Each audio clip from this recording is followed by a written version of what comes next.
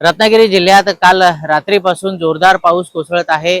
यामुळे खेडमधील जगबुडी नदी आहे तिने इशारा पातळी ओलांडलेली आहे। मी आता खेडमधील जगबुडी नदीच्या काठावर उभा आहे। आपण येथे बघू शकता जगबुडी नदी ही दुथडी भरून वाहत आहे, वेगाने वाहत आहे। सह्याद्रीच्या खोऱ्यामध्ये दमदारपणे पाऊस कोसळत आहे, कोकणातही पाऊस होत आहे। त्यामुळे जगबुडी नदी ही इशारा पातळीवरून रात्रीपासून वाहायला सुरुवात झाली आहे।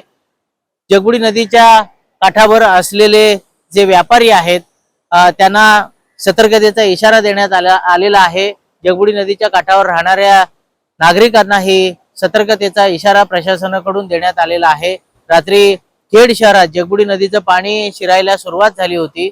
पावसाने काही काळ उसंत घेतली, त्यामुळे शहरात अधिक पाणी शिरलं नाही, परंतु पावसाचा जोर असाच कायम राहिला तर जगबुडी नदी ही धोक्याची पातळी ओलांडेल आणि यातून खेड शहराला धोका निर्माण होऊ शकतो। याच पार्श्वभूमीवर खेडमधील प्रशासन अलर्ट मोडवर आलेला आहे। आपत्ती व्यवस्थापनाची टीम आहे ती सज्ज आहे। व्यापाऱ्यांना, नागरिकांना सतर्कतेचा इशारा देण्यात आलेला आहे। एकंदरीत जगबुडी नदी सध्या धोकादायक स्थितीत वाहत आहे। योगेश भांडागळे, जय महाराष्ट्र, रत्नागिरी।